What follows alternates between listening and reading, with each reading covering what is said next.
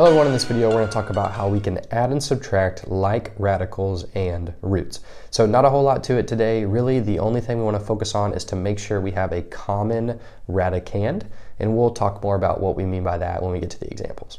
So radical expressions with the same index and same radicand are like radicals.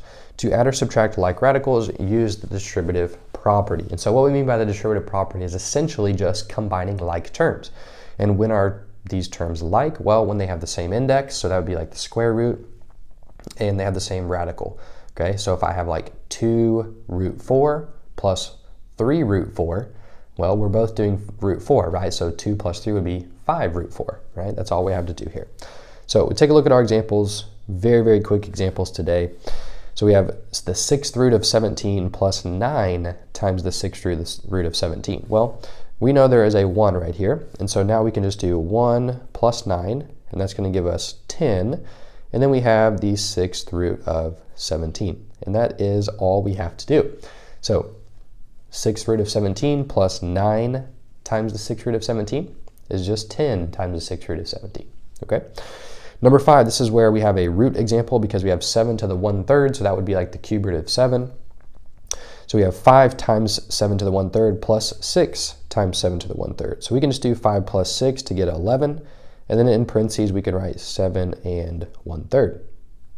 Not 7 and 1/3, 7 to the 1/3 power, okay?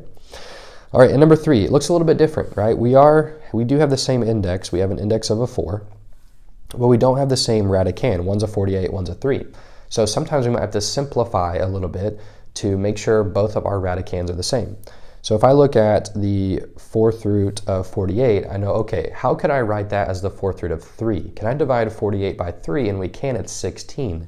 So we could write this as the 4th root of 16 times the 4th root of 3 minus the 4th root of 3.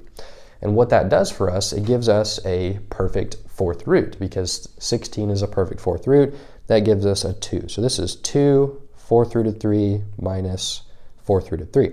So 2 4th root of 3 minus 1 4th root of 3, that's going to give us just 1 4th root of 3. And that would be our final answer. And that is how you can add and subtract like radicals and roots.